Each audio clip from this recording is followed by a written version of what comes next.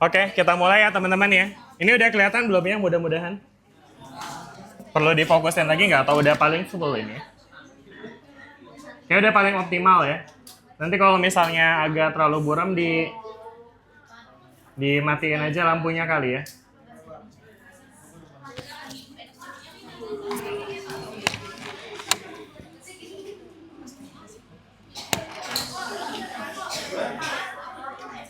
Oke. Kelihatan ya teman-teman ya? Boleh titip. Baik, kita buka teman-teman perkuliahannya. Bismillahirrahmanirrahim. Assalamualaikum warahmatullahi wabarakatuh. Oke, apa kabar teman-teman semua? Sehat? Alhamdulillah, luar biasa. Alhamdulillah. Oke, ya hari ini kita akan melanjutkan kembali perkuliahan kita teman-teman ya. Kemarin tuh kita bahas apa sih? Oh, bahas ETS doang ya? Iya. Oh, sama ada tugas ya, yang kemarin buat CPL-nya ya. Bisa dirujuk. Perlu nobar nggak nih kita nih? Selesai.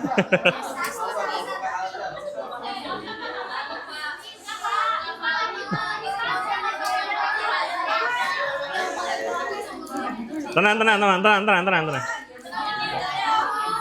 Berdoa semoga internetnya macet ya.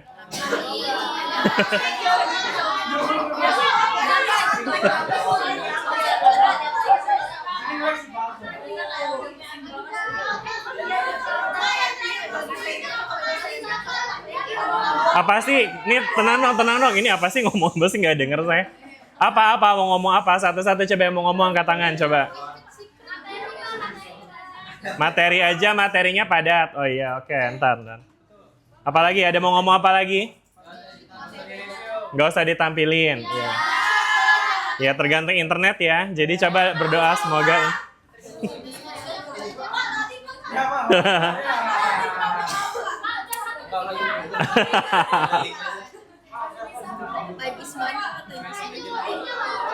Iya ya, loadingnya lama ya Pak ya. Gimana dong Nich? Hai. Hai. Ups. Enggak. Tenang teman-teman. Saya enggak akan preview semua sih. Cuma pengen lihat kelengkapannya aja. Ini ada 1, 2, kelompok 3 belum ada nih. 4, 5, 6, 7, 8, 9. Jaringan. Oke. Udah jadi tapi? Udah tinggal di-upload gitu. Jadinya kapan? Tadi pagi ya? Deadline-nya harusnya tadi malam nggak sih harusnya? Kapan sih? Oh iya. Iya kah? Oh iya benar tanggal 3 ya benar ya. Ya udah telat berarti ini mah. Ya udah nggak apa-apa kalau misalnya masalah jaringan nanti tolong segera diupload ya biar lengkap semuanya ngumpulin. Oke, ya. Tadi di rumah saya udah sempat ngelihat sih per tadi malam tuh kalau nggak salah ada 3 kelompok ya yang ngumpulin ya. Apa tadi pagi ya? Iya. Pokoknya kalau dari sini kelihatan lah yang paling rajin ngumpulin, yang paling awal ngumpulinnya adalah kelompok ini mepet banget nih 12.59 tuh ya tadi siang ya.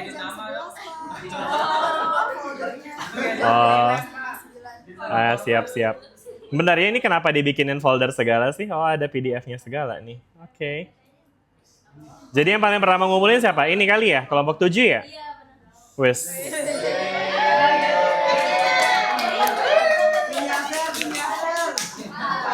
Di play kali ya, kelompok 7 ya. Ada profesornya. Seru banget ya kayaknya ya. Coba kali ya.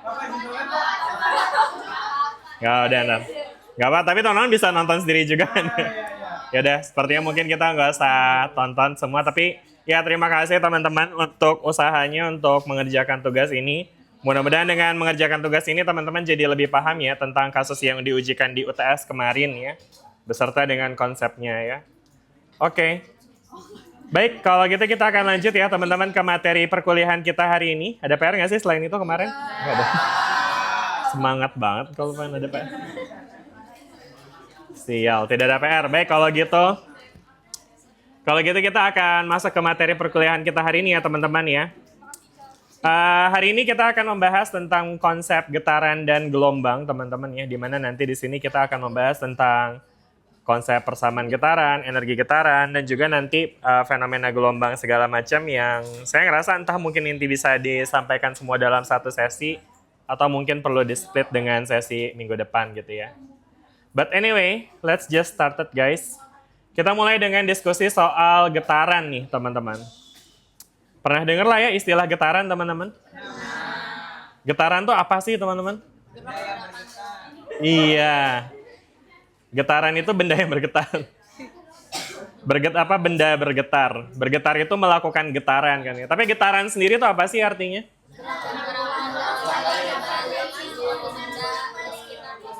Oke. Mungkin seperti biasa teman-teman yang mau jawab angkat tangan kali ya biar nggak terlalu noisy. Elsa, Pak. Iya, silakan Elsa. Gimana Elsa? Getaran tuh apa? Kalau dari Google, Iya nggak apa-apa. kalau dari Google itu osilasi atau oscillation itu gerakan berulang bolak-balik suatu benda di sekitar posisi kesetimbangannya dalam selang waktu Gerakan, sabar. Gerakan bolak balik. balik gitu ya. Ya, Di bola-balik. bola-balik. Di suatu Mendadaknya benda. jadi. Di apa namanya? Di sekitar titik setimbangnya gitu ya. Betul. Di sekitar titik setimbang. Oke. Terus ada apa lagi kata Google tuh? Ini Udah? gerakannya bersifat periodik. Bersifat periodik. Terus habis itu ada apa lagi tuh? Udah sih Pak, terus paling contohnya. Udah sih Pak, oke. Oh enggak, oh ini bukan definisi, sorry. Bukan. Sorry. Oke. Udah ya, jadi gerakan bolak-balik di sekitar titik setimbang dan bersifat periodik. Begitu ya katanya Elsa ya. Oh katanya Google ya. Bentar, mana ini kok namanya Elsa kagak ada di sini.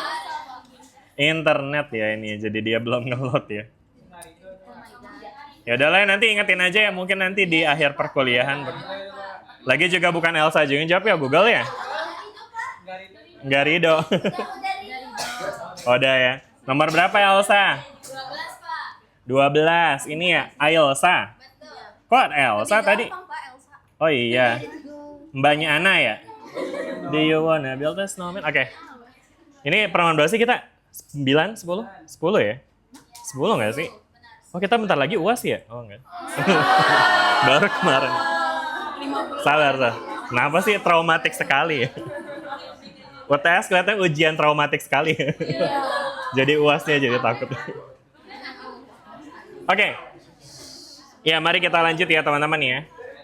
Jadi tadi yang dibilang sama Elsa itu betul ya teman-teman ya. Getaran atau osilasi itu dalam fisika didefinisikan sebagai gerak bolak-balik di sekitar titik setimbang. Dan sifatnya periodik. Periodik itu artinya apa sih?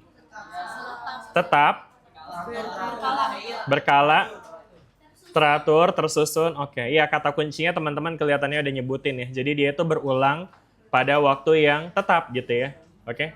Makanya disebutnya periodik gitu ya kan. Oke, nah terus kemudian untuk kalau contoh dari gerakan getaran atau osilasi apa nih teman-teman? Ada yang mau sebutin? Bandul. Pegas. Apalagi? Bandul, pegas, senar gitar. Jadi praktikum Fisdas tuh ya jadi. Apalagi? Goncangan mesin cuci. Aduh. Goncangan mesin cuci. Gimana saya nulisnya nih ya? Goncangan mesin cuci. Apa? Tegangan? Tegangan kali. Emang kali menegang? Sikat gigi elektrik. Apa? Ayunan katanya. Ayunan. Ada lagi? Ya, ayunan bisa aja ayunan. Jungkat jungkit, oke, ya sebut aja ya semuanya. Jungkat jungkit ya. Jam tua. Jam tua gimana jam tua? Yang ada bandulnya gitu ya. Oke, ya bagus teman-teman ya. Jadi artinya teman-teman tentu sebetulnya sudah melihat gerakan getaran atau osilasi dalam kehidupan sehari-hari ya. Jadi emang getaran itu nggak cuma ngomongin soal bandul atau pegas aja ya, tapi juga kita juga bisa mengamati fenomena getaran dalam kehidupan sehari-hari seperti goncangan mesin cuci, sikat gigi elektrik, ya, rumah tangga sekali ya contoh-contohnya ini. Iya ya. Oke, jadi anyway ini slide-nya kelihatan juga nggak sih teman-teman? Bentar, ini tadi ya contoh yang mungkin akan kita sering bahas di fisika ya. Jadi osilasi atau getaran itu adalah ya gerakan berulang ya, vibration which repeat themselves ya kan. Jadi dia bukan osilasi yang didorong-dorong ya, tapi emang dia ya dengan sendirinya bergerak bolak-balik, tabola-balik. Oke. Nah, terus kemudian contoh lainnya tadi mungkin ada yang sebutin ya, ada pegas juga ya kan, bandul dan juga pegas. Ya memang ini mungkin yang sering ketemu ya di soal-soal fisika ya kan. Meskipun sebetulnya gerakan getaran atau osilasi dalam fisika itu nggak hanya pada kasus bandul dan juga pegas saja, tapi banyak juga hal lainnya gitu ya kan ya. Gitu. Oke. Nah, kemudian mungkin di sini saya pengen ngajak teman-teman untuk melihat bagaimana gerakan si osilasi ini, teman-teman ya. Jadi teman-teman bisa lihat di sini dia bergerak di sekitar titik setimbang tuh tadi katanya Elsa ya kan ya. Kalau di sini, di ilustrasi ini teman-teman bisa lihat ya titik setimbangnya yang mana? Yang kiri, kanan, tengah? Yang tengah ya. Jadi sebetulnya ketika titik setimbang itu adalah titik di mana si benda berada ketika dia nggak bergerak. Ya kan ya? Jadi kalau pada bandul ya di tengah ya kan, karena teman-teman nggak pernah kan ngediemin bandul, atau bandulnya di sini gitu. Agak aneh gitu, pasti kalau itu mungkin karena ketahan gitu ya. Tapi titik tengahnya atau titik setimbangnya itu tuh kalau pada bandul ya pas dia berada di posisi paling bawah gitu ya kan. Sedangkan kalau pada kasus pegas itu dia berada pada setimbang ketika dia berada di tengah-tengah ini gitu teman-teman ya. Oke. Nanti kita juga akan bahas tentang mekanisme tentang gaya yang menyebabkan gerakan getaran ini. Nah lalu kemudian ini tadi disebut sebagai titik setimbang ya, yang tengah ya. Sehingga kalau yang tengah itu titik setimbang, berarti yang ujung disebutnya titik ujung, titik ujung ya, disebut titik ujung atau titik ekstrim ya kan ya. Ya mungkin boleh kita sebut sebagai titik maksimum ya, karena teman-teman bisa melihat ada besaran fisika yang bisa kita ukur di sini, yaitu tentang perpindahan mungkin yang pertama ya, atau posisi ya, dimana teman-teman bisa lihat ya sepanjang dia bergetar atau berosilasi, dia tuh memiliki jarak yang berubah-ubah nih terhadap titik setimbangnya, ya kan nih. Kalau di titik setimbang berarti posisinya 0, ya kan? Kalau dia di titik ekstrim atau titik ujung, posisinya berarti dia atau perpindahannya dia maksimum gitu. Ya makanya mungkin bisa aja kita sebut sebagai titik maksimum dalam konteks perpindahannya. Jelas ya sampai sini teman-teman? Oke. Jadi dari situ kelihatan ya tentang perpindahannya. Nah sekarang kalau kecepatan gimana teman-teman? Kalau misalnya teman-teman lihat dari ilustrasi ini, kalau kita bandingkan antara kecepatan di tengah dan di ujung, mana yang kecepatannya lebih tinggi? Yang di tengah atau yang di ujung? Di tengah, di ujung? Dari ujung ke tengah? Dari tengah, di tengah yang paling tinggi. Kalau di ujung gimana kecepatannya? Melambat ya kan? Bahkan pas dia mencapai titik ujung sebenarnya dia berhenti teman-teman ya. Bukan cuma melambat aja tapi berhenti ya. Jadi OTW ke ujung dia melambat, pas nyampe ujung dia berhenti. Sama halnya kayak teman-teman ngelempar benda ke atas ya. Benda akan mencapai titik tertinggi ketika dia udah berhenti. Berhenti sesaat ya, emang dia nggak berhenti selamanya ya. Kalau dilempar terus ternyata berhenti, mungkin lempar ke atas lemari gitu ya, jadi nyangkut. Tapi kalau misalkan kita lempar bebas, ya dia akan mencapai titik tertinggi ketika dia berhenti, udah nggak gerak ke atas lagi. Ya meskipun a short time later nanti dia bakal turun lagi gitu. Bisa dibayangin ya teman-teman tuh kondisi dari titik ekstrim gitu ya. Jadi di titik ekstrim ini kecepatannya 0, oke? Kecepatannya 0. Ekstrim yang mana? Ekstrim yang kanan maupun yang kiri. Pada kasus bandul maupun pada kasus pegas gitu. Oke? Jelas ya? Kecepatan maksimum di ujung. Nah, kalau di tengah berarti kira-kira gimana tuh teman-teman kecepatannya? Dia bakalan jadi maksimum malahan nih, ya kan? Kebayang ya, kenapa? Karena teman-teman bisa bayangin pas dia dari ujung ke tengah, dia itu kan mempercepat ya. Nah, pas dari tengah ke ujung, memperlambat lagi. Berarti ini puncak dari posisi yang setelah dipercepat itu adalah di tengahnya gitu ya. Makanya di tengah itu dia kecepatannya maksimum. Nah, jelas sampai sini nih dengan karakteristik dari getaran pada kondisi ujung dan tengahnya. Jelas ya teman-teman ya. Bentar, ini banyak notes di sini. Oke. Itu ya teman-teman ya, tadi ya kondisi apa getaran di ujung dan di tengah ya. Oke. Lalu kemudian tadi juga teman-teman udah sempat sebutin ya, contoh dari getaran itu nggak cuma pada kasus bandul dan pegas aja. Tadi kayaknya ada yang sebut ya, ada yang di senar gitar, ada yang di tuning fork, ya kan? Apa sih? Garpu somai kayaknya. Yang ada gini ya. Yang ada 4, ininya dipotong 2, gitu nggak sih biasanya?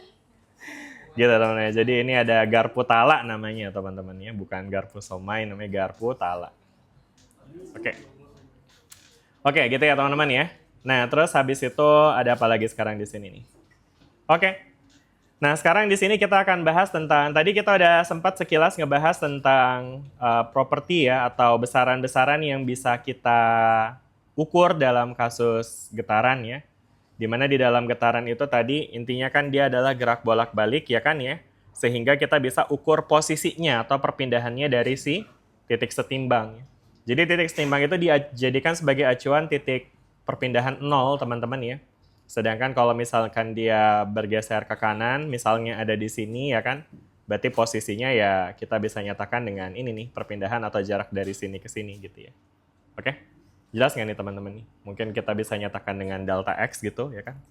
Atau X aja ya kan? Nah sedangkan di ujung ini berarti nanti akan jadi perpindahan maksimum gitu ya. Oke, jelas ya teman-teman ya?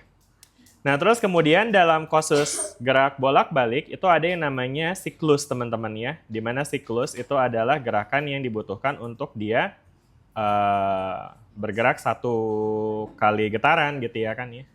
Oke, mungkin kita bisa lihat dari sini aja dulu deh besaran-besarannya. Jadi mungkin sebelum ke siklus itu, mungkin ini tadi teman-teman pertama di sini dalam konteks getaran pada kasus titik maksimumnya tadi atau titik ujung. Itu kan tadi kita tahu perpindahannya maksimum ya, atau maksimum displacement. Nah, besar dari maksimum displacement dalam konteks getaran itu disebut amplitude atau amplitudo ya. Simbolnya apa nih? XO ya. Atau bisa juga pakai A, boleh juga ya kan ya. Mungkin dia orang Sunda jadi A gitu ya kan. A bagus. Oke. Kita lanjut ya. Nah, sedangkan tadi kalau untuk yang titik tengah-tengah tadi yaitu adalah titik setimbang ya, di mana titik setimbang itu dia merupakan acuan untuk mengukur si perpindahan itu tadi teman-teman ya. Oke. Lalu kemudian di sini ada period ya, di mana period atau ya, periode itu adalah waktu yang dibutuhkan untuk sistem melakukan satu siklus getaran penuh ya. Oke. Kebayang nggak tuh teman-teman satu siklus getaran itu dari mana sampai mana tuh? Dari 1 getaran, 1 gelombang. Ya, jadi mungkin kalau misalkan kita coba untuk mendeskripsikan suatu getaran dari suatu benda ya, maka mungkin teman-teman bakal bisa lihat. Kalau misalkan kita punya benda yang bergerak dari titik sini ya, dari titik A gitu ya kan. Nah, maka nanti dia kan akan bergerak ke sini, ya kan? Ke sini, ya kan, ke B, ke C, terus habis itu balik lagi ke B, balik lagi ke A gitu ya kan. Nah, satu siklus itu didefinisikan sebagai getaran yang mencakup A, B, C, B, A gitu teman-teman. Bisa dibayangin nggak? Iya, jadi A, B, C, B, A gitu ya. Nah, ini satu siklus getaran nih ya. Jadi dia harus balik lagi nih ya. Jelas nggak sampai sini teman-teman? Ya, jadi dia harus balik lagi dan juga pada kondisi yang sama gitu ya. Nah ini satu getaran nih, ya kan? Jelas? Ya.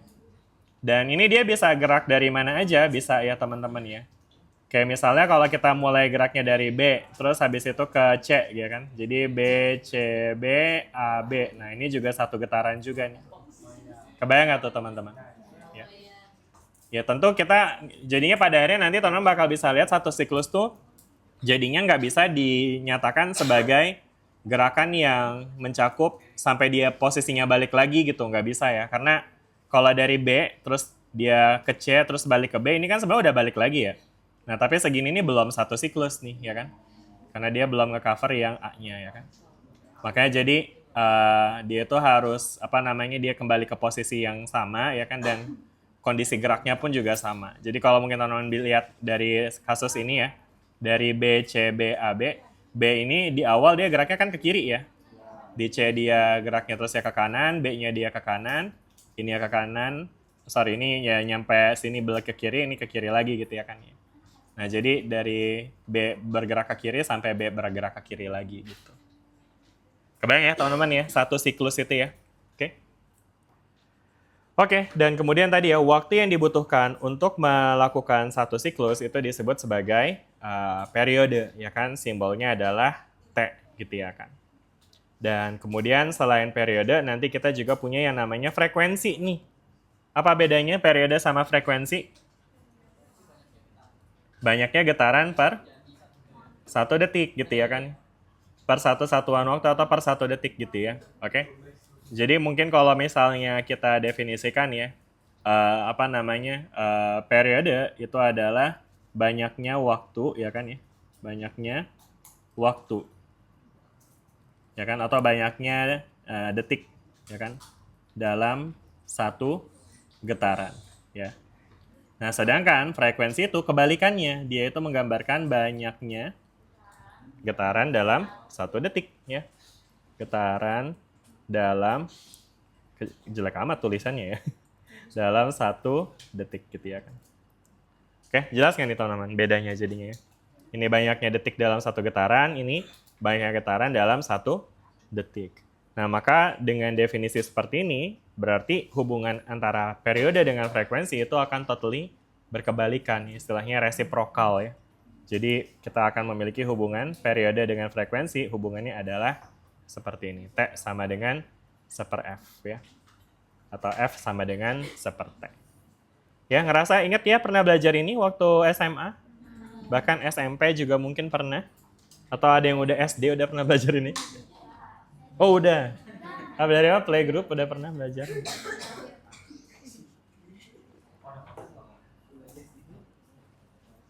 Ini kok kayak miring ya? Sebelah sini dulu deh. Oh, gede banget jadinya ya. Kesini juga deh. Ganti-gantian ya. Oke, udah jelas sampai sini teman-teman nih? Jelas ya? Oke. Nah, terus kemudian nanti teman-teman bakal bisa lihat ya. Tadi ya dengan persamaan ini berarti kan kita juga bisa menyatakan F dalam bentuk T ya teman-teman ya. Oke. Berarti F sama dengan 1/T gitu ya kan ya. Dimana kalau T itu dia, tadi kan periode ya. Satuannya apa sih periode tuh? Sekon ya kan, berarti S ya kan. Nah kalau frekuensi apa? Hz ya.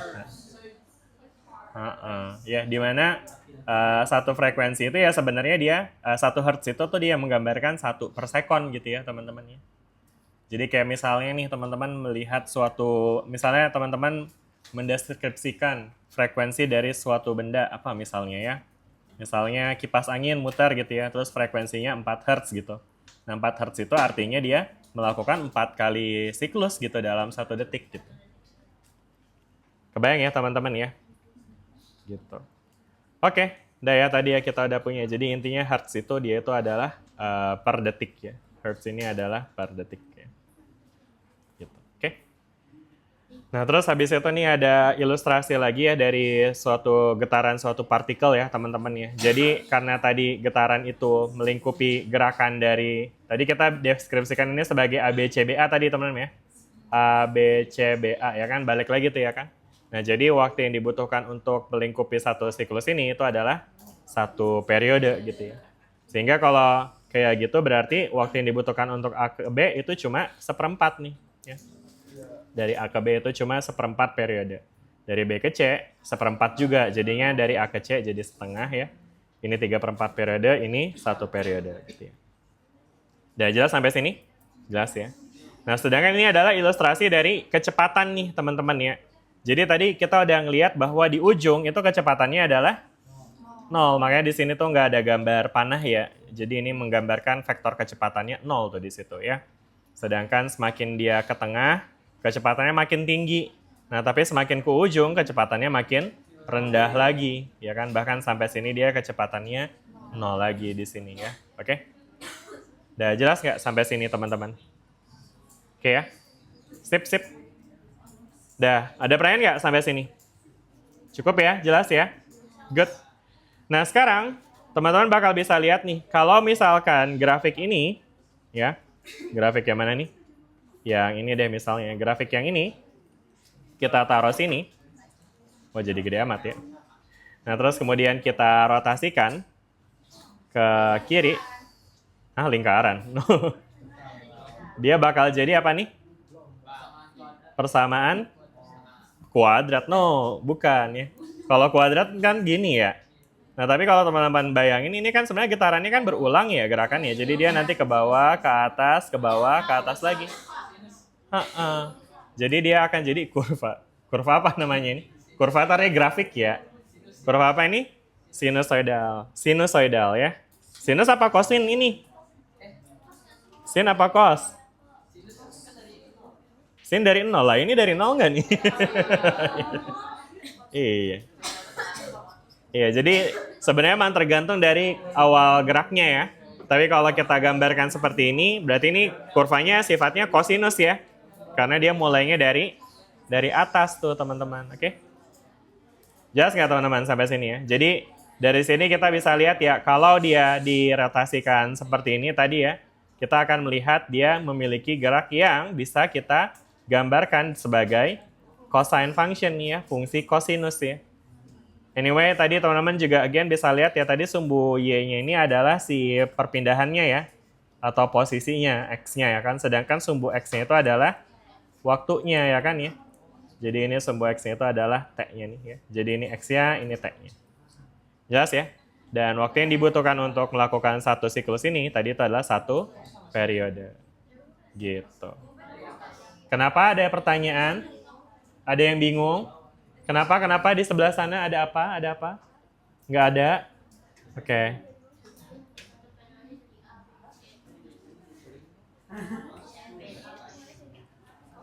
Udah ya, jelas ya teman-teman ya dengan cosine function-nya ya. Ada yang tanya, kenapa? Ada yang mau tanya? Silakan ya, tanya saya. Cos sama sinus beda grafiknya gimana? Oke, good question. Kalau Y sama dengan cos X, itu dia grafiknya bakal kayak, bentar ini kayaknya kita bisa lebarin dah. Nih, jadi ini cos itu dia kayak gini nih, dari 1 ya kan, dari atas ke tengah atas. Karena cos 0 itu 1, makanya untuk cos itu dia mulainya dari atas. Kalau sin, grafiknya gimana? Dari 0 nih gitu ya, set. Karena sin 0 adalah 0 gitu ya kan. Udah jelas kan nih teman-teman sampai sini ya. Makanya karena dia tadi kita modelkan mulai gerakannya dari atas, makanya fungsinya jadi fungsi cos gitu. Kalau tan ada, kayak gimana coba? Tebak-tebakan yuk. Tan kayak gini guys grafiknya. Dia punya asymptotes karena pas dia di 90 derajat dia tuh tidak terdefinisi teman-teman ya. Gimana ya? Ini saya bisa ngatur ininya nggak sih? Nah ini ya. Jadi kayaknya ini harusnya kita ubah deh. Aksisnya jadi pi/4. Kenapa tuh? Karena tan, ya ini jadi pertanyaan kalkulus ya. Saya bisa aja jawab, tapi ini di luar konteks ini. Cuma tan, aduh jangan tahan. Udah gitu aja. Ya, boleh nanti di googling saja. Tan 90 kenapa tidak terdefinisi. Oke ya, kita lanjut ya teman-teman ya. Ada pertanyaan nggak sampai sini? Lanjut ya. Oke. Saya jadi, sumpah saya nggak bisa lepas dari pertanyaan tadi. Jadi misalnya teta nih, jadi jelas. Parah nih. Oke, nih misalnya nih Y, ini X ya kan, terus ini R ya kan ya. Nah kalau sin theta apa sih? Sin theta berapa? Depan per samping, Y per R. Cos theta apa? X per R. Tan theta apa? Depan per samping berarti Y per X, ya kan? Nah, sekarang teman-teman bisa bayangin nggak kalau tetanya 90 derajat, kayak gimana sih segitiganya? 90 kayak gimana? Wah, kecil banget ya, malah jadi garis vertikal ya. Mungkin susah gambar 90, jadi kita coba aja 89 derajat. Kebayang nggak tuh? Tipis banget tuh ya. Jadi nanti X-nya segini, Y-nya segini, R-nya segini, 89 ya di sini. Berarti kalau kita pakai tan 89 derajat, itu kira-kira nilainya gede apa kecil? Kecil. Kan Y per X. Besar aja apa besar banget? Karena Y-nya tinggi banget, X-nya kecil banget. Sabar. Ini baru 89 dulu. 89 masih. 89 masih terdefinisi. Tapi kalau misalnya tan 90 derajat, kita teman-teman bisa bayangin ini tuh segitiganya, jadi kayak jarum gitu ya kan. Jadi X-nya jadi 0 teman-teman. Sehingga kalau di sini dia jadi Y dibagi 0, nah dalam matematika itu dia tak terdefinisi gitu ya. Undefined. Gitu ya. Udah jangan nanya yang aneh-aneh ya, tolong. Saya nggak bisa untuk nggak ngejawab anaknya sih gitu. Oke. Udah ya. Iya, sama-sama. Gocap ya.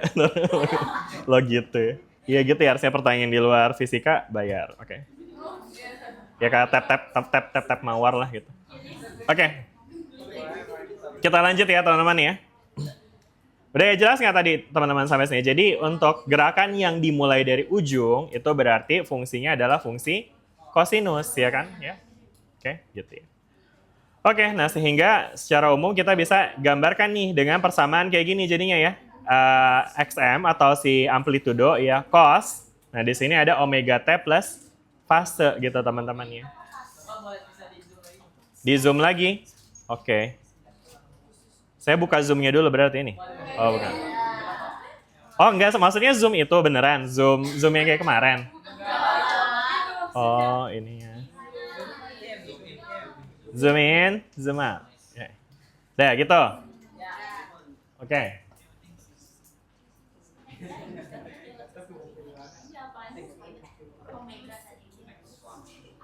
Oh, O-nya ya, itu W-nya itu adalah omega. Omega. No, omega. Omega. Kayak di TikTok. Tolong nih, ada pertanyaan nih dari Bagas. Betul, persamaan ini menggambarkan perpindahan ya. Si X ini tuh menggambarkan ya perpindahannya sepanjang waktu gitu ya. Jadi kan ini biasanya sumbu Y ya. Kalau tadi teman-teman lihat kan ini Y sama dengan cos X gitu ya kan ya. Nah X ini adalah sumbu X-nya tadi itu adalah waktu tadi teman-teman ya. Jadi tadi ini sumbu X ini waktu, ini perpindahannya. Jadi ini T-nya ini di sini ya. Ini posisinya gitu. Jadi ini menggambarkan perpindahannya atau simpangannya. Simpangannya terhadap waktu gitu ya. Oke? Gitu. Jelas sampai sini? Ya tadi ini simpangannya ini nih ya. Dia menggambarkan simpangannya ini tadi nih gitu ya.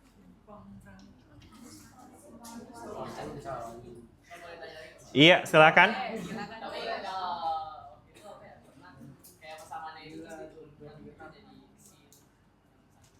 Oke. Itu nanti buat nyari kecepatan sama percepatan. Sama varijapatan ya. Oke. Ya, dia udah ketawa kok, bagus. Appreciate ya, makasih. Yang nggak ketawa nih, saya catat. Saya ngejokes tadi, tolong. Nggak ada apresiasi. Udah ya?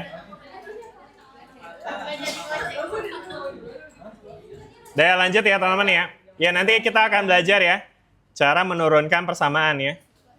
Gampang soalnya nurunin persamaan ini tuh tinggal gini aja nih.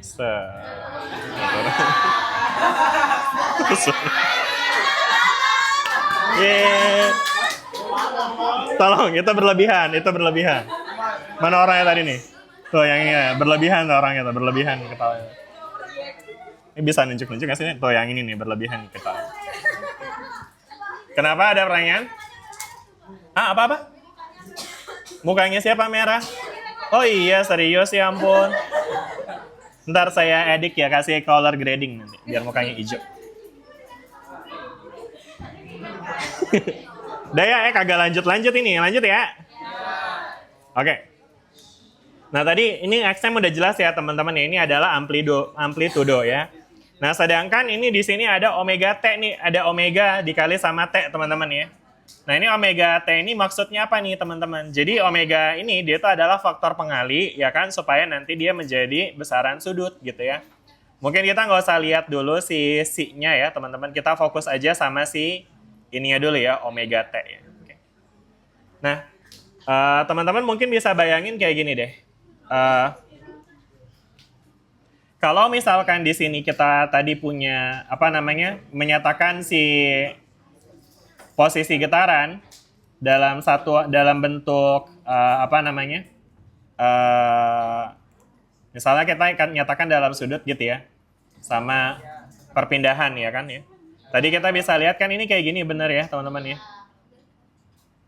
Oke, gitu ya. Nah berarti dari sini nanti teman-teman bakal bisa lihat bahwa di sini itu tuh dia nilainya adalah seperempat siklus ya kan ya. Seperempat siklus, terus ini setengah siklus, ini 3/4, ini 1 ya kan.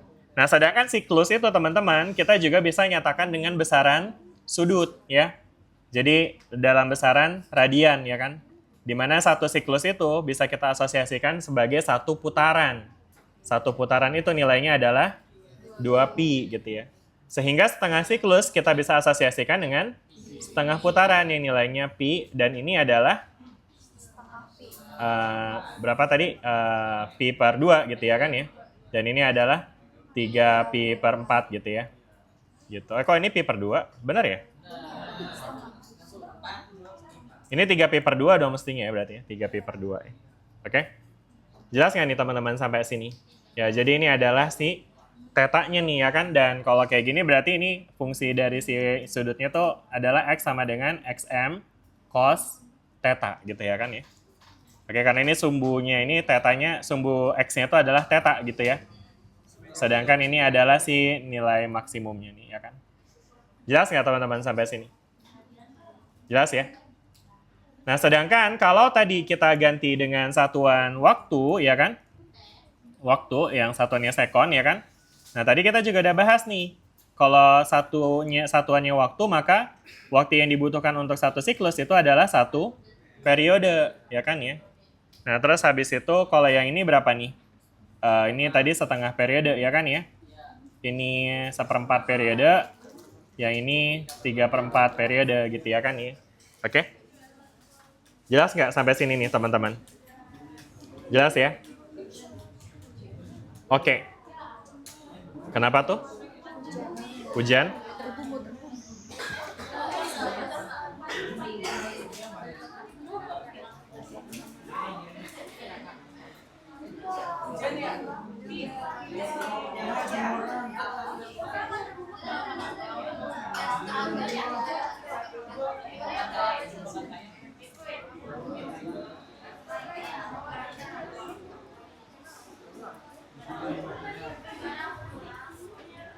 Oke, kita lanjut ya teman-teman ya.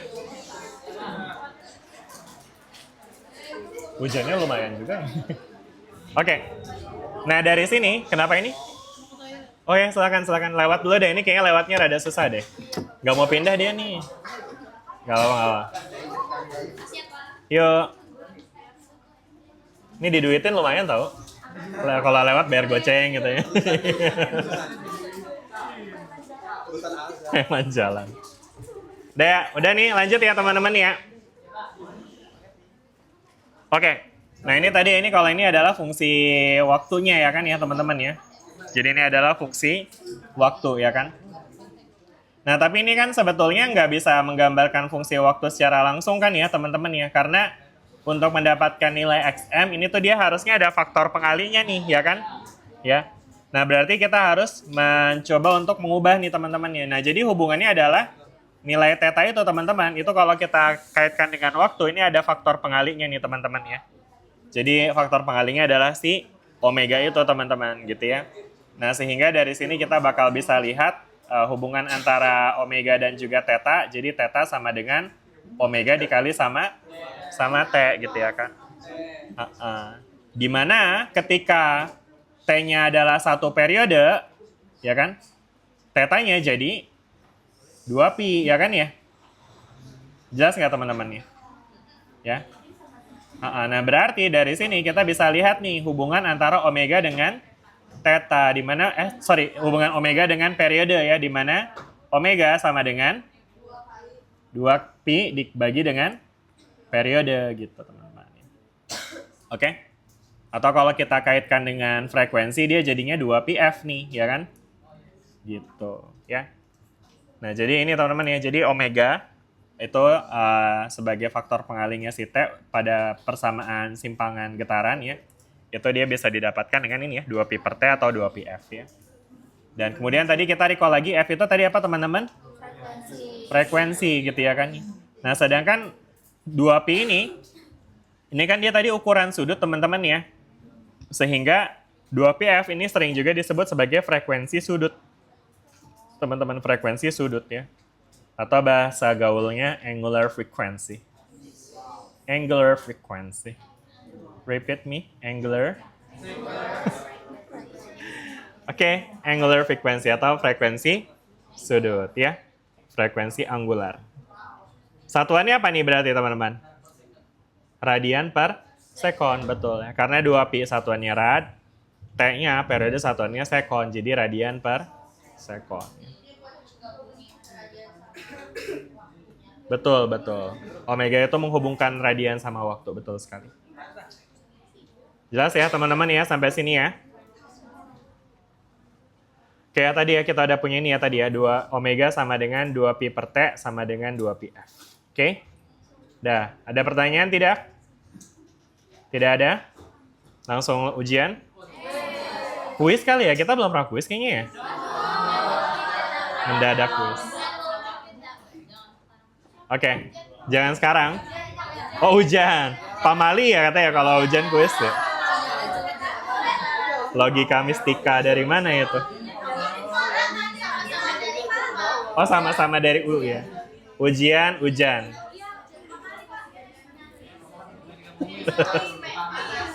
Udah ya, lanjut ya teman-teman ya. Oke. Nah, di sini ada apa namanya ilustrasi ya dari grafik getaran teman-teman ya. Pada ketika beberapa variabelnya berbeda ya. Jadi grafik yang pertama yang teman-teman lihat di sini adalah perbandingan antara persamaan getaran yang memiliki amplitudo yang berbeda ya. Namun frekuensinya dan juga periodenya sama ya. Maka nanti dia akan seperti ini getarannya ya. Karena frekuensinya sama berarti dia naik turunnya barengan gitu ya, beriringan. Sedangkan karena amplitudenya berbeda, itu nanti dia akan jadinya ketinggiannya jadi beda-beda gitu teman-teman. Jelas ya? Oke. Betul, frekuensinya sama, amplitudenya beda. Kalau yang ini gimana teman-teman? Kalau grafik yang B? Amplitudenya yang sama, amplitude ini sama-sama naiknya ujungnya di ini kan, di XM ini kan. Terus yang beda apanya nih? Frekuensinya beda. Periodenya beda. Mana frekuensi yang lebih tinggi? Yang merah apa yang biru? Yang merah. Kenapa frekuensinya lebih tinggi? Karena dia lebih banyak ya dalam rentang waktu yang sama gitu ya. Teman-teman juga bisa lihat periodenya dia lebih singkat ya. Gitu. Berapa kalinya tuh teman-teman? 2 kalinya ya. Jadi frekuensi yang 2 kali lebih tinggi itu ya seperti itu ilustrasinya ya. 2 kali lebih tinggi. Oke, jelas sampai sini? Oke. Oh, terakhir nih ada ini teman-teman ya, sudut fase. Nah, tadi kita lihat ada yang namanya sudut fase di sini ya. Yang tadi dihapus nih. Iya, jadi sudut fase ini menggambarkan sudut awalnya teman-teman ya. Jadi kalau misalkan dia memiliki perbedaan gerak posisi awal, nah itu nanti ada sudut fasenya sendiri gitu ya. Oke lah. Kita lanjut ya teman-teman ya. Sekarang di sini ada checkpoint. A particle undergoing simple harmonic oscillation of period T, like that in figure 15.1.2. Mana figure 15.1.2 ya? Mana ya tadi ya gambarnya? Ini gambar berapa ya? Kagak ada keterangannya. Ini persamaan bukan figure ya. Ini 1513 kalau nggak salah yang ini deh 1512-nya. Ya udahlah. Oke, terus dia katanya is at negative x at time t equals to 0, ya kan? Nah, terus kemudian pertanyaannya adalah di mana dia berada pada posisi pada waktu segini ya, 2T, 3,5T, dan 5,25T ya. Oke, mungkin saya copy dulu deh gambarnya ya. Jadi posisinya ini seperti ini ya teman-teman ya.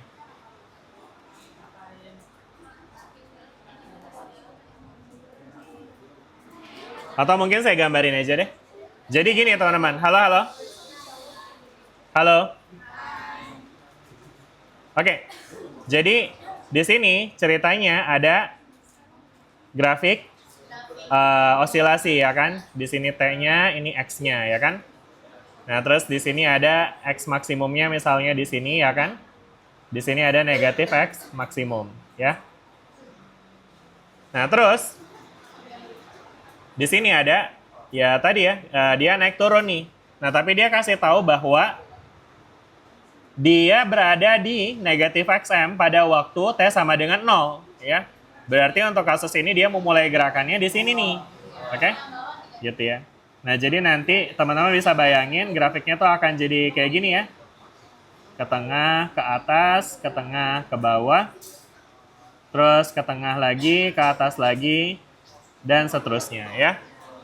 Oke. Nah, sekarang pertanyaannya adalah, apa sih pertanyaannya? Apakah berada di sini, atau di sini? Ya kan? Atau di antara ini, ya. Atau di antara ini. Ketika T-nya sama dengan 2T, ya 2 periode. Ya. Oke, kita coba jawab satu-satu dulu ya. Jadi intinya pertanyaannya adalah, dia nanya, ketika waktunya adalah 2 periode, itu posisi partikelnya ada di mana? Oke, apakah di bawah, di tengah, di atas, atau di antara?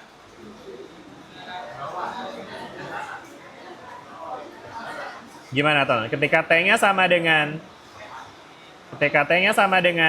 2 periode, berarti X-nya ada di mana?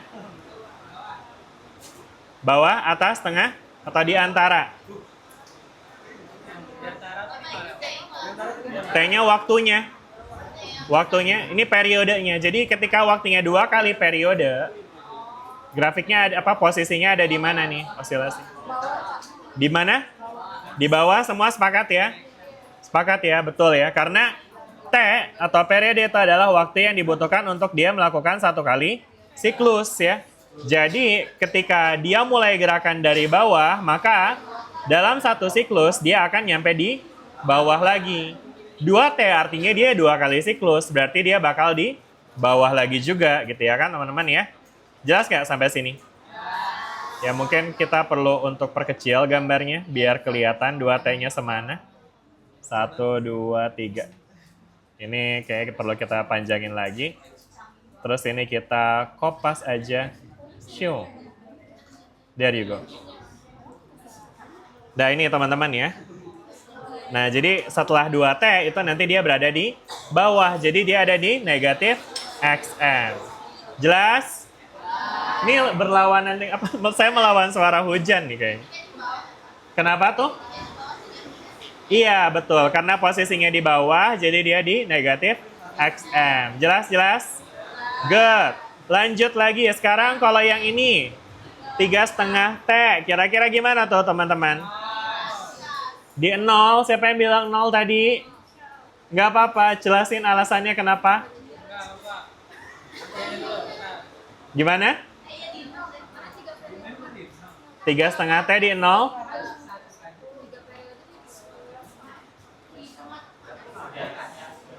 Wah, ini ada perbedaan pendapat ya.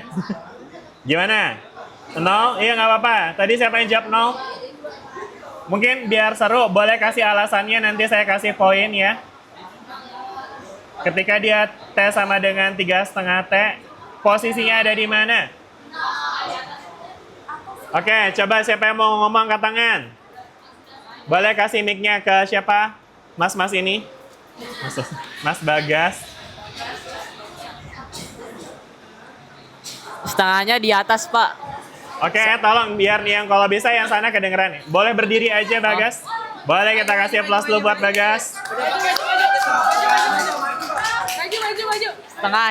Setengahnya ada di atas, Pak. Soalnya Adanya di atas soalnya. Ah? Soalnya dia kalau satu periode tuh dia ada di bawah kan. Berarti kalau setengahnya berarti dia ada di atas. Satu periode di bawah, maka Ya. setengah periode ada Di di atas. atas. Oke, jedak-jeduk dulu. Oke, Ya. udah ya. Jadi katanya Bagas ada di atas ya teman-teman ya. Sepakat nggak tuh sama Bagas? Udah pegang lah. Gue bukan YouTuber. Sesuai janji, saya akan kasih poin. Gue bukan YouTuber. Meskipun Bagas kayaknya udah lumayan banyak ya dia poinnya ya. Gak usah kali ya. Gak usah. Buat siapa? Mana Bagas? Nomor berapa sih Bagas? Halo guys. 14. Oh ini. 16, oke. Nice. Ya Allah ini suara ininya ya. Aja di akhir kasih Gak bisa di silent dulu ini suara hujannya ya. Enggak, ini mah sesuai. Oke. Halo teman-teman, kita lanjut ya. Jadi tadi yang dijelasin Bagas kayak gini teman-teman. Teman-teman bisa bayangin kan, kalau tadi segini 2T ya kan, berarti 3T itu adanya di sini nih ya kan. 3T adanya di bawah masih ya kan. Nah sedangkan dia kan yang ditanya tuh 3,5 T. Berarti dia ngelanjutin setengah periode lagi ya kan. Sedangkan kita tahu tadi ini kan setengah T, 3T ya. Berarti kalau 4T berarti kan segini nih jadinya ya enggak? di bawah. Ini 3T, ini 4T nih ya kan? Di bawah. 3T, ini 4T ya. Jadi teman-teman bisa lihat, ini yang mengacu ke bawah T ini ya. Dinilai T, 2T, 3T, 4T dia ada di bawah. Makanya di 3,5 T dia ada di atas ya. 3,5 T dia ada di atas. Jadi posisinya di positif XM. Hore, boleh kita kasih plus dulu buat Bagas. Oke, pertanyaan yang terakhir. Di T sama dengan 5,25. Nah, gimana deh tuh? 0. Sepakat semuanya? Nah, kalau ada perempat gitu ya, jadinya kelihatan ya. Oke. Anyway, teman-teman bakal bisa lihat bahwa Di 0. untuk setiap kelipatan dari Ya nggak, T, di nol. sebenarnya Di dia nol. mengulangi gerakannya kan ya. Jadi, kalau misalnya teman-teman cuma punya gambar sampai segini ya kan? Ini nggak perlu dibikin di copy sampai banyak kayak gini sebenarnya. Tinggal dikurang aja. Ini 5,25 T itu sama aja kayak 5 T ditambah 1/4 T ya kan ya? Iya. Nah, karena 5T itu nanti dia balik lagi ya kan ke posisi awal. Berarti tinggal tinjau ininya aja sisaannya ya. 1/4 T nih, 1/4 T berarti kan di sini ya. Berarti dia akan ada di 0, betul ya. Jadi pada 5,25 T posisinya berada di 0 gitu ya. Udah jelas sampai sini? Jelas, Pak. Oke, good. Alhamdulillah jelas. Udah ada sekali. pertanyaan nggak teman-teman? Gampang ya. Insya Allah, Oke. Bapak. Baik. Kalau udah kita lanjut ya teman-teman ya ke yang berikutnya. Sekarang di sini kita punya apa lagi nih? Nah, ini nih yang tadi Bagas bilang ya, diturun-turunin ya. Jadi emang di sini ada kalkulusnya sedikit nanti teman-teman. Ya. Jadi tadi kan kita ngomongin soal persamaan posisi ya atau perpindahan ya. Ya kan? Nah, sedangkan tadi kita juga udah ngelihat ada kecepatan juga ya dalam osilasi atau dalam gerak harmonis. Itu kita punya gerakan yang kecepatannya berubah-ubah. Perubahan dari kecepatannya itu juga akan bersifat sinusoidal sebetulnya. Kenapa sinusoidal? Karena dia bisa kita dapat dari turunan pertama. Ya teman-teman ya. Ini dari mana nih? Kenapa jadi turunan tiba-tiba? Ini dari definisi kecepatan ya teman-teman. Masih ingat kecepatan apa definisinya? X per T, betul, jarak per waktu ya, atau perpindahan per waktu, atau perubahan posisi per perubahan waktu, ya kan? Nah, sehingga pada rentang yang sangat singkat, atau istilahnya pada kasus kecepatan sesaat, kita bisa dekati dengan dx per dt, alias turunannya x terhadap t, ya kan? Nah, jadi karena tadi x-nya adalah seperti ini, kalau kita turunkan terhadap t, maka nanti dia cos diturunkan jadi sin, ya kan? Nah, terus habis itu ada aturan rantai, inget ya. Jadi dia dikalikan lagi dengan turunan si omega T, which is omega. Ya. Anyway, turunan dari cos bukan cuma sin ya, tapi negatif sin teman-teman ya. Ingat itu. Teman-teman ngambil kalkulus juga nggak ya? Kalkulus lagi belajar ini ya harusnya. Oke. Ya, saya rasa seharusnya tentang turunan ini nggak ada masalah ya teman-teman ya. Oke. Udah ya teman-teman ya, kayak gitu ya. Nah, ini adalah grafik kecepatan. Sedangkan percepatan juga sama ya. Percepatan, karena didefinisikan sebagai perubahan kecepatan terhadap waktu, maka percepatan juga bisa didapat dari turunan nih. Turunan fungsi kecepatan terhadap waktu ya. Maka kalau kita turunkan nih si omega xm sin omega t-nya, ada negatifnya ya. Nah, ini sin jadi cos nih ya kan. Kalau salah. XM cos ini ya kan. Nah, terus kemudian dikali lagi dengan si omega-nya. Jadi ada omega kuadrat di sini. Kalau gue pribadi. Kalau gue Udah jelas nggak sampai sini teman-teman?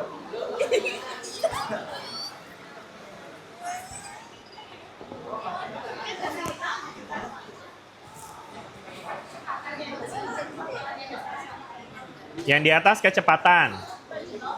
Yang di bawah percepatan. Yang di sini papatan, ya. nih kalau gue. Siapa namanya? Misalnya dari Jal. Nomor berapa aja? 37. 37. Mana sih? Ini ya, Faizal. Oke. Ya Allah, Faizal. Ah, Faizal. Faizal paling tulus katanya. Makasih loh ya, Faizal. Sepele banget ya, ketawa doang. Iya, lama-lama inflasi nih.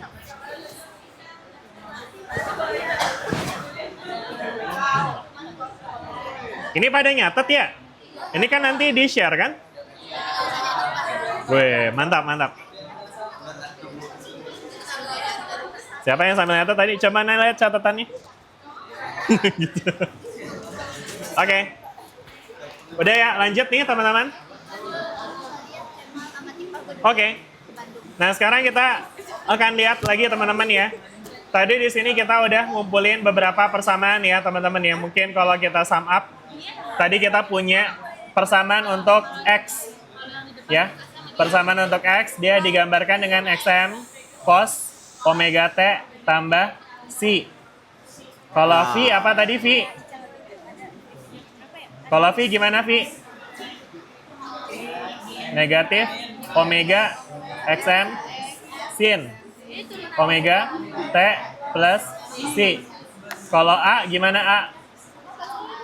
Negatif omega kuadrat XM cos omega T tambah C. Dah. Nah, sekarang teman-teman bakal lihat ini adalah apa teman-teman? Ini tidak lain dan tidak bukan adalah X, ya kan? Ya. Jadi dari sini kita bisa melihat adanya hubungan antara A dengan X. Antara AA dengan mantannya. Oh gitu ya. Antara A dengan X ya. Jadi A sama dengan negatif omega kuadrat X. Gitu teman-teman. Ya. Jelas nggak nih teman-teman? Ya, dan hubungan ini adalah hubungan yang hanya dimiliki oleh kasus gerak harmonik sederhana istilahnya ya. Tanya ya. Jadi percepatannya itu Cara bacanya gimana? sebanding dengan X namun pada arah yang Sudut fase. berlawanan ya. Karena omega itu kan berkaitan sama frekuensi ya. Dan frekuensi dari suatu getaran itu kan segitu-segitu aja ya. Maka nilai omega juga segitu-segitu aja gitu ya. Sehingga nilai A itu akan tergantung sama nilai X-nya. Gitu teman-teman. Oke? Jelas nggak sampai sini? Jelas ya? Good. Nah, jadi kesimpulannya dengan menggunakan hubungan antara A dan X, kita juga bisa menentukan tuh percepatan itu paling besar di mana dan paling kecil di mana ya. Coba kalau misalnya tadi kan kita udah punya diskusi soal kecepatan ya pada kasus osilasi seperti ini ya teman-teman ya. Kan kalau pada kasus osilasi seperti tadi, kita ada sepakat bahwa kecepatan tertinggi ada di mana? Ujung apa di tengah? Ujung tengah. Kalau misalnya percepatannya, kalau di pegas juga sama ya. kecepatan tuh kasusnya seperti ini teman-teman ya. Saya gambar aja. Oke, jadi tadi ya teman-teman ya, kita punya misalnya kasus osilasi pada pegas nih ya kan.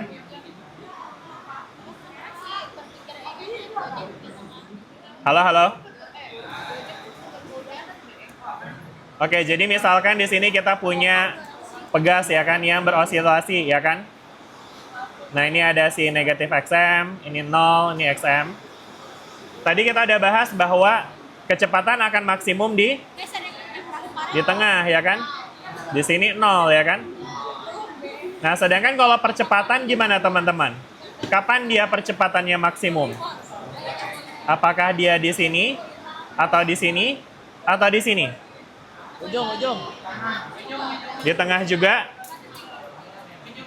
Di ujung? Kenapa di ujung? Betul, karena berhubungan dengan jarak yang semakin jauh. Karena ini nih hubungannya. A sama dengan negatif omega kuadrat X, ya kan? Artinya kalau X-nya maksimum, berarti A-nya juga akan maksimum. Gitu, cuma arahnya berkebalikan ya. Jadi kalau di sini perpindahannya itu ada ke sebelah kanan ya, XM-nya di kanan, berarti A-nya itu akan maksimum ke sebelah kiri ya. Gitu. Sedangkan kalau di sini dia X-nya lagi di sebelah kiri, berarti nanti posisinya A-nya ini akan maksimum ke sebelah kanan gitu. Sedangkan kalau di tengah A-nya berapa? A-nya? Berapa A-nya? Berapa A-nya di tengah? A-nya? Setengah. A-nya setengah. A-nya 0 ya. Karena X-nya 0. Bukan karena melambat, bukan karena mempercepat, tapi karena X-nya 0. Kenapa?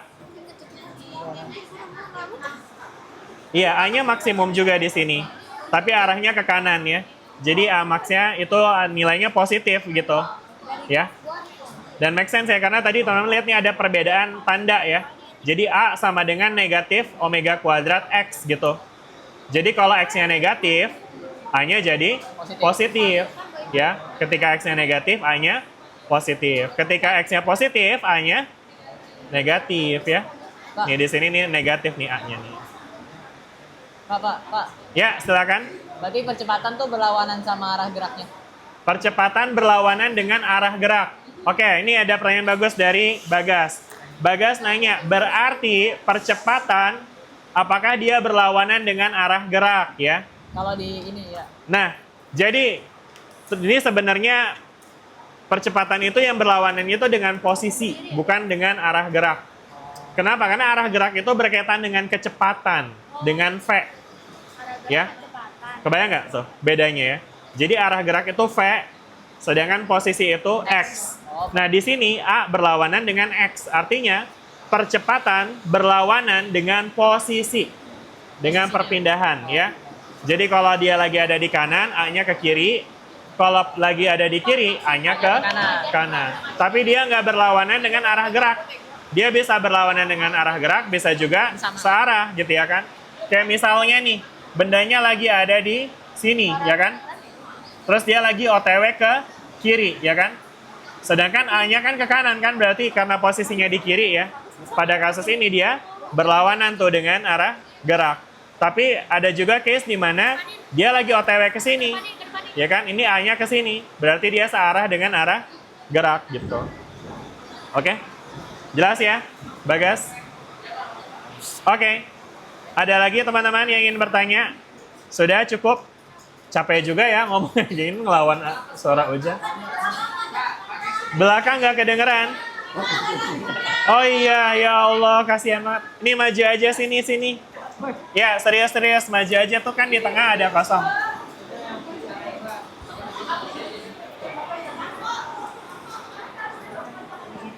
Nggak boleh.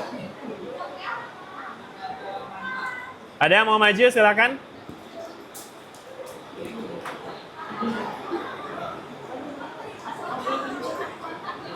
Boleh? Boleh? Di situ tuh. Boleh.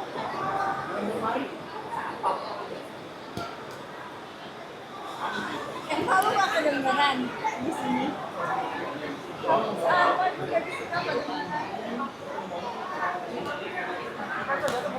Kamera aja.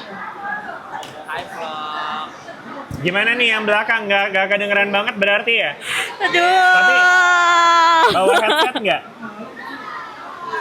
Ada yang bawa headset? Kalau ada yang bawa headset, saya mau join ke Zoom. Nanti teman-teman dengerin dari Zoom. Buat ininya aja, audionya aja.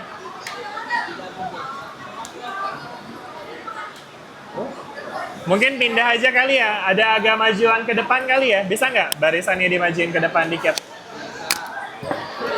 Apa ini? Lampu ke bawah.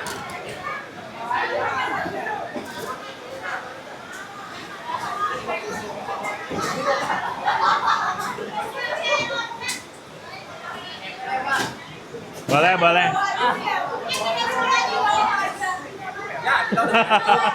Ya ampun, saya jadi sendiri di atas gini ya.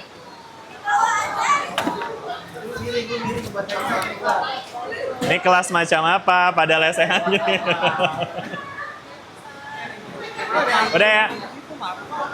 Tuh ya, yang nggak kedengeran boleh nih, ada bangku kosong. Yang nggak kedengeran maju ya ke sini ya.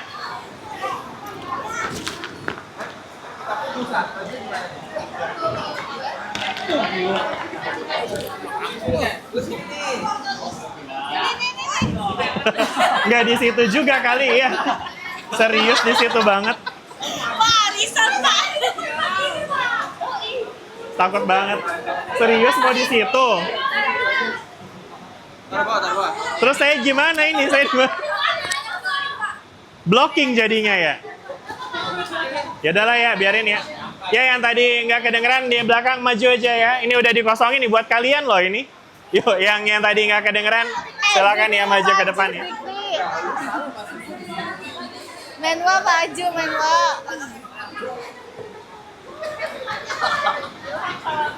Ini ada ngungsi, kasihan banget.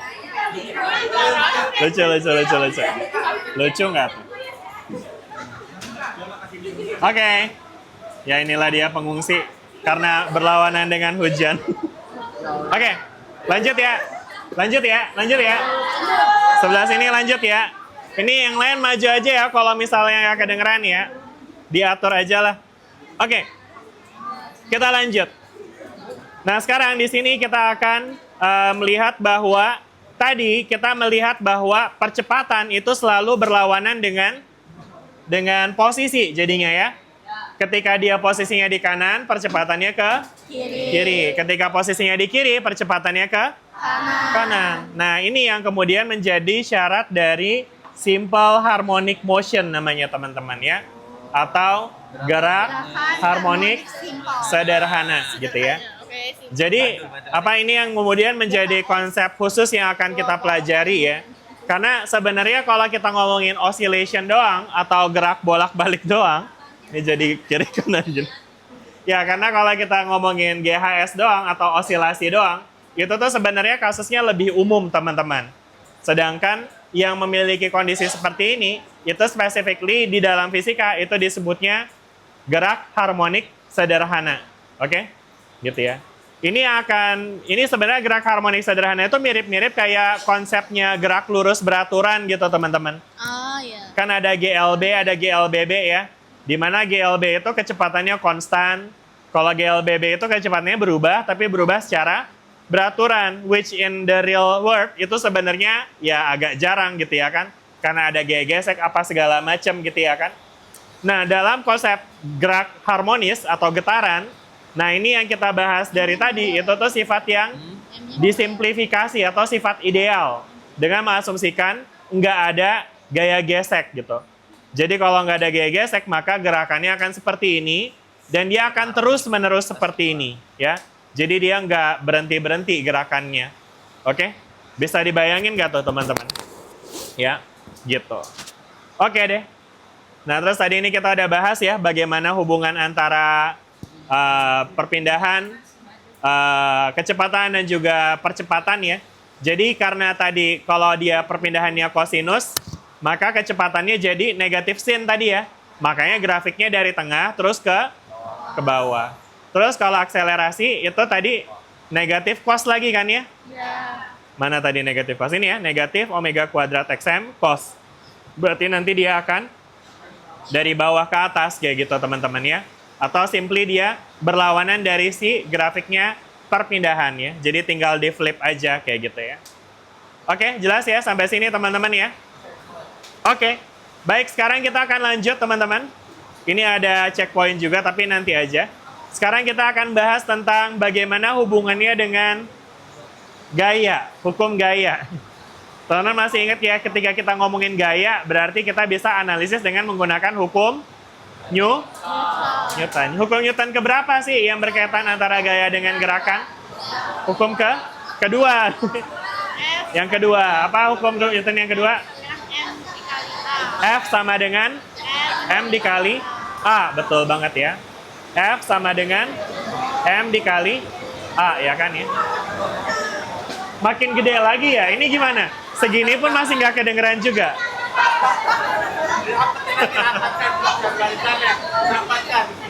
Parah ya hujannya ya kayaknya ya.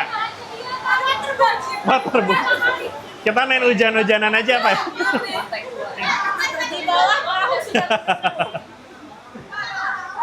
Yaudah ya sedapatnya aja ya. Nanti kalau emang nanti teman-teman ngerasa perlu review lagi lihat di YouTube-nya aja ya, oke? Oke. Tahu gitu apa bawa baju ganti. Niat banget ya. Oke. Kita mulai dengan hukum Newton 2, teman-teman. Ingat nggak hukum Newton 2 apa bunyinya? F sama dengan M per A. F sama dengan M dikali A. Jangan lupa F-nya itu sigma F ya, atau total gaya yang bekerja pada benda gitu ya kan ya. Nah sekarang teman-teman bisa lihat nih, kalau misal kita punya kasus benda bermassa yang yang ditaruh di ujung pegas ya kan, maka benda ini akan mengalami gaya akibat si pegasnya. Teman-teman masih ingat gak gaya pegas? Pegas itu punya gaya yang bisa kita hitung. Ada rumusnya untuk gaya pegas. Ada yang ingat rumus gaya pegas apa? F sama dengan EK tambah F. Oke, itu energi ya. Kalau gayanya gimana gaya? Gaya pegas. F sama dengan T. Hah? K. Ya ada K-nya, betul ada K-nya apa? F sama dengan? Wih, benar banget tuh. Siapa namanya? Greta. Oke, siap. Greta nomor berapa Greta? 39. Mana ini ya? Oke. Ya, jadi tadi betul ya kata Greta ya. Jadi ketika kita punya benda yang berada pada ujung pegas, maka ketika pegasnya itu digeser, dia akan mengalami tarikan oleh si pegasnya, teman-teman ya. Rumusnya F sama dengan K kali delta X ya kan ya. Atau K dikali X ya kan. Yang artinya nilai F-nya itu sebanding sama X-nya. X itu apa sih? X itu ya seberapa jauh dia ditarik ya kan. Logikanya teman-teman bisa bayangin semakin jauh dia ditarik, maka pegasnya akan makin besar nariknya, makin kuat ya kan. Nah, namun ada kaidah ada kaitannya juga dengan arah juga ya. Kalau kita geser dia ke kanan, pegasnya nariknya kan ke kiri ya. Jadi sebenarnya lebih lengkap lagi, rumus untuk gaya pada pegas itu adalah F sama dengan K dikali F sama dengan minus KX gitu ya. Dimana ini tadi gaya pegas ya, mungkin kita tulis FP ya kan. Dan ini adalah minus KX ya. Di mana X-nya itu adalah, nah ini enaknya. Nah ini X-nya itu adalah ini ya, posisi atau perpindahan dari si equilibrium ke posisinya dia saat ini gitu ya kan. Nah udah deh, berarti dari sini nanti teman-teman bakal bisa lihat karena sigma F-nya itu hanya berisi negatif KX, maka negatif KX sama dengan M dikali A gitu ya kan. Nah berarti kalau kita coba modifikasi, kita bisa tuliskan dalam A sama dengan negatif K per M dikali X gitu. Nah jelas nggak sampai sini? Ya. Nah hubungan ini penting nih. Untuk apa? Untuk menghitung periode.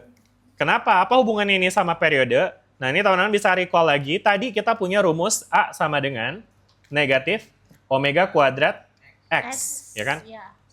Di kasus pegas kita punya A sama dengan negatif K per M X. Ya kan? Karena kirinya sama-sama A, di sini sama-sama ada negatif, dan di sini sama-sama ada X, berarti X the thing in between juga pasti W sama. omega Jadi artinya K per M sama dengan omega. omega kuadrat, betul ya. Jadi dari sini kita bisa nyatakan, gimana sih nulis gambar ada panahnya ya? Ya gitu deh. Saya mau bikin kurung ada kuping gitu loh. Nah itulah ya. Bagus ya. Yeay. Siapa? Oke. Ya, jadi omega kuadrat sama dengan K per M atau omega sama dengan akar dari K per M gitu ya kan. Nah, udah deh. Nah, sekarang dari sini kita bisa recall lagi rumus untuk omega dalam bentuk frekuensi ya. Kita punya 2πf ya. 2πf sama dengan akar K per M ya kan. Berarti F sama dengan 1/2π akar K per M gitu ya. Oke. Nah, jadi artinya dari sini kita bisa nih ngitung frekuensi dari gerak harmonik sederhana yang terjadi pada sistem pegas dengan massa ya. Jadi frekuensinya tuh akan hanya tergantung pada besarnya K dan besarnya M ya. M itu adalah massa si bendanya dan K itu adalah ketetapan pegasnya ya. Konstanta pegas itu berkaitan sama seberapa lentur si pegasnya. Kalau pegasnya kayak lembek, mungkin K-nya kecil. Lembek maksudnya kayak gampang ditarik, nggak ngelawan gitu ya. Ditarik dikit, kagak berasa gitu ya kan. Nah tapi kalau pegas yang K-nya besar, mungkin digeser dikit, gayanya besar gitu ya kan. Kebayang ya, seberapa keras si pegasnya tuh ya kan. Oke, gitu ya. Jadi itu ada untuk rumus omega ya, dan juga frekuensi ya. Dan kemudian, karena frekuensi adalah seperperiode, maka untuk mendapatkan ekspresi untuk periodenya, kita juga bisa switch aja ya teman-teman, ini dibalik ya. Jadi kan ini tadi sama dengan 1/T ya. Berarti T sama dengan 1/F. Dan berarti ini tinggal dibalik aja, 1/2π jadi 2π. Terus akar K per M jadinya akar M per K gitu ya. Nah ini adalah rumus untuk si periodenya gitu ya. Yang tergantung pada massa dan juga konstanta pegasnya gitu ya. Udah jelas sampai sini? Oke, aman ya sampai sini ya? Oke. Dikit lagi teman-teman, bertahan. Kita masih punya 2 menit lagi. Nah, berikutnya. Setelah itu nanti ada juga kasus pendulum ya. Nah, pendulum itu sebenarnya intinya sih sama ya analisisnya dengan gaya-gaya. Tapi kita nggak bakal bahas ini. Mungkin langsung aja. Jadi intinya di pendulum itu nanti, atau bandul ya. Itu tuh nanti periodenya itu akan tergantung pada L sama G teman-teman ya. Apa itu L? L itu adalah panjang talinya, dan G itu adalah kecepatan gravitasi gitu ya. Jadi artinya berapapun massanya itu nggak bakal tergantung ya. Dan juga seberapapun simpangannya itu juga nggak bakal ngaruh kayak gitu teman-teman. Oke? Udah ya jelas ya sampai sini teman-teman ya? Oke. Yang terakhir di sini ada analisis energi sebetulnya, cuma mungkin saya akan langsung aja analisis secara visual aja ya. Jadi teman-teman masih ingat nggak energi? Ada 2 jenis energi mekanik ya. Apa aja? Potensial dan kinetik. Energi potensial dan energi kinetik. Energi potensial adalah energi yang bergantung pada Ketinggian. posisi, pada ketinggian ya. Dan pada kasus pegas itu energi potensial itu berkaitan sama seberapa jauh dia digeser gitu ya. Jadi makin jauh dari equilibrium, energi potensialnya bakal makin besar ya. Kalau di equilibrium, energi potensialnya 0 jadinya gitu ya. Bisa dibayangin? Kalau energi kinetik apa energi kinetik? Gerak. Bergantung sama kecepatan gitu ya. Nah jadi teman-teman bisa bayangin nih, pada kasus dia seperti ini, misalnya ini di ujung ya. Di ujung itu dia hanya akan memiliki ketinggian aja kan ya. Berarti pada kasus ini tuh energi potensialnya itu to the max ya. Paling tinggi ya kan. Sedangkan energi kinetiknya berapa? 0. Jadi kalau kita bayangkan proporsi energinya, maka dia akan ya seperti ini teman-teman ya, proporsi energinya. Bentar, ini kayaknya saya bisa gedein deh. Pelit amat ya. Nah segini kali ya, kelihatan kagak nih? Gitu ya, jadi proporsi energinya itu dia maksimum di potensialnya. Tapi as dia moving, itu nanti energi kinetiknya bakal growth nih. Kayak gini teman-teman. Bisa dibayangin nggak tuh ilustrasinya? Jadi pas dia di bawah itu totally box-nya merah tuh ya, menggambarkan dia totally energi kinetik gitu ya. Sedangkan di ujung totally energi potensial aja. Meanwhile in between itu dia kombinasi tuh antara energi kinetik dan energi potensial. Dan kemudian teman-teman juga bisa lihat ya, representasi ini kotaknya tuh sama ya. Itu artinya sepanjang dia bergerak itu energi totalnya segitu-segitu aja. Karena konservasi energi mekanik gitu teman-teman ya. Oke, nah ini sisanya sebenarnya ada beberapa persamaan juga ya kan. Ya tapi intinya sih ini kita udah belajar ini ya tentang konservasi energi ya. Di mana energi kinetik dan energi potensial di sepanjang dia bergerak osilasi itu nilainya konstan. Begitu. Oke, ya mungkin seperti itu kali ya teman-teman untuk hari ini. Udah jam 14.41. Udah pegel kayaknya duduk di sini. Penonton. Lucu banget lagi. Lesehan begini. Kocak banget. Makasih ya udah pada datang. Jalan-jalan. Enggak usah. Udah ya, oke kalau gitu kita akhiri kuliahan kita hari ini. Nanti akan ada PR ya. PR-nya nanti bakal saya update ya di LMS seperti biasa. Seperti biasa ya. Karena ya tadi ya, kalau misalnya kita cuma ngandelin belajar di perkuliahan yang singkat ini kayaknya agak kurang deh. Makanya jadi saya berharap teman-teman bisa kerjain PR dan again mungkin ini message saya halo. Ya jadi seperti yang saya sampaikan ya yang udah-udah sebelumnya, jadi mohon untuk memanfaatkan penugasan yang diberikan seperti halnya PR atau video CBL yang kemarin teman-teman kerjain ya. Itu dikerjakan dengan sungguh-sungguh begitu. Maksudnya sungguh-sungguh, at least teman-teman ngerti apa yang teman-teman tulis ya. Nanya sama teman boleh, nanya sama ChatGPT boleh, tapi jangan cuma nyalin aja ya. Sebenarnya bukan saya yang rugi ya, karena teman-teman nyalin atau enggak saya juga nggak tahu ya kan. Saya tetap bisa dapat ngisi nilainya ya kan ya, dan segala macam ya. Tapi kalau misalnya teman-teman nggak paham ya buat apa juga, nanti akan terefleksi tuh di ujian ya. Jadi mudah-mudahan ujiannya nggak kayak UTS kemarin. Mudah-mudahan UAS besok lebih baik ya. Ini namanya ujian agak baik ya. Agak stres. Agak sedang. Oke deh, baik kalau gitu terima kasih semuanya. Terima kasih, kita akhiri. Assalamualaikum warahmatullahi wabarakatuh. Dadah.